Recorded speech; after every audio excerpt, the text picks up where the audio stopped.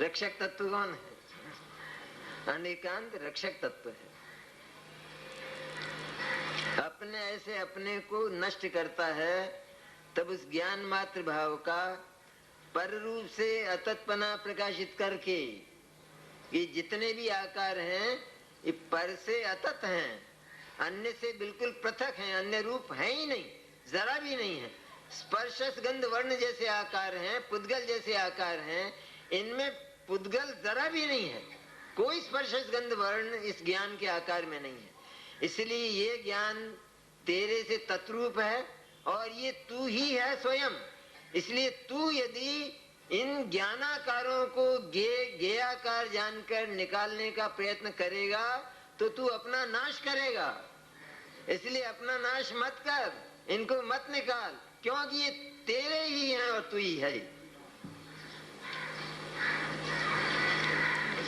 उस बूढ़ी माँ को भ्रम हो गया कि मेरे चौके में ये कुत्ता दिखाई दे रहा है।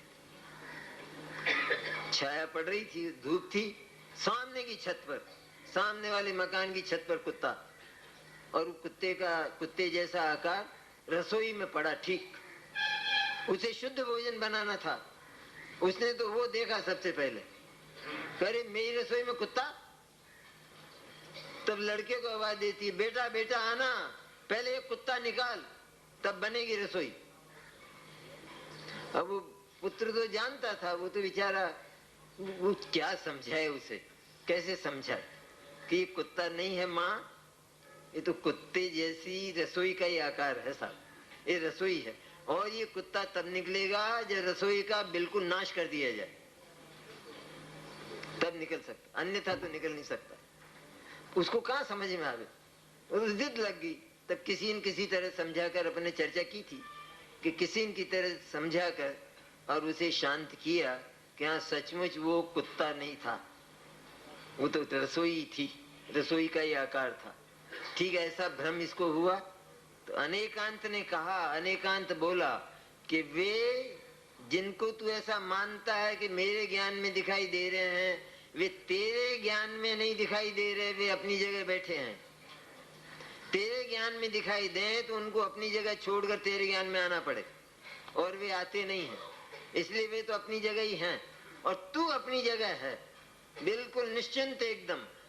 इसलिए ये जितना कुछ दिखाई देना है वो सब वो नहीं, पर तू ही है, तेरे में तू ही दिखाई दे रहा है। अब तू इनको निकालने का प्रयत्न करता है तो तू ही जाता है पूरा का पूरा, तेरा ही नाश होता है। इस तरह अनेकांत उनसे अपना तत्रूपना बताकर माना अतत। किनको माना अतत? उन विशेषाकारों को। वे जो विशेषाकार ज्ञान में बने उनको तत्रूप होते हुए भी, मैंने ज्ञान रूप होते हुए भी अतत रूप माना, और अतत रूप मानकर उनको निकालने का प्रयत्न किया। तब अनेकांत ने कहा ठहर तो सही थोड़ा, अभी मिटी जाएगा ना, बिल्कुल नाश ही हो जाएगा, ठहर, ये वो नहीं है, ये सारा का सारा तू ही है, ये सबके सब तेरे ज्ञान के ही आकार प्रकार हैं, इसलिए ये तेरी सत्ता ही है, चैतन्य ही है। ऐसा सुनते ही एकदम इसको शांति मिलती है। तो ज्ञानी कैसे रहता है? शांत हमेशा। ज्ञानी का जीवन शांतिमय कैसे होता है और वो सुधा कैसे पीता है?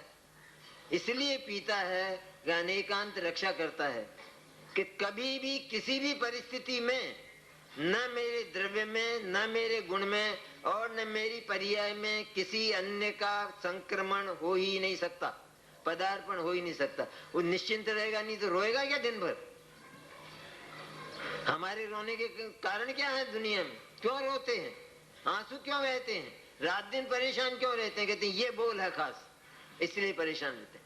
ये मान लेते हैं कि वो आ ही गए, कहते हैं अब क्या करें, अब निकालना तो पड़ेगा, तो वो नहीं निकलेंगे, तेरा नाश होगा। इस तरह अनेकांत, कितनी सुंदर है बात। अनेकांत रक्षा करता है, पद पद पर रक्षा करता है।